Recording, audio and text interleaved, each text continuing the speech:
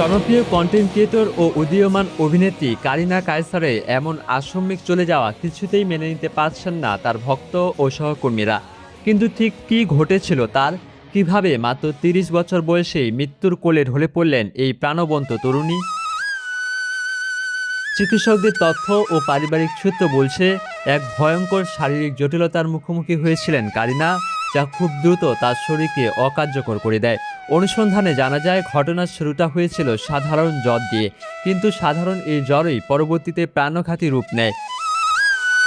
চিকিৎসকরা জানান, জ্বরের পর কারিনার শরীরে তীব্র সংক্রমণ বা ইনফেকশন ছড়িয়ে পড়ে। একই সাথে তিনি হেপাটাইটিস এ এবং ই ভাইরাসে আক্রান্ত হন। এই জোড়া ভাইরাসের সংক্রমণে তার লিভার পুরোপুরি বিকল, অর্থাৎ লিভার ফেইলিওর দেখা দেয়।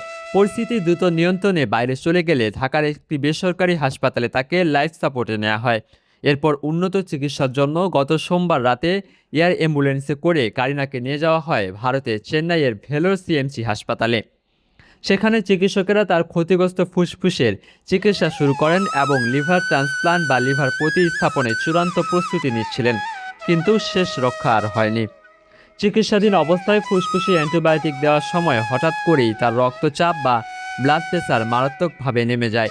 চিকিৎসকদের সর্বোচ্চ চেষ্টা ব্যর্থ করে অবশেষে চেন্নাইয়ের হাসপাতালে শেষ নিঃশ্বাস ত্যাগ করেন জাতীয় ফুটবল দলের সাবেক তারকা খেলোয়াড় কায়সার হামিদের আদরের কন্যা কারিনা কায়সার। মাহমুদ বিন মারুফ, বিনোদন ডেস্ক, ডেইলি সকালবেলা।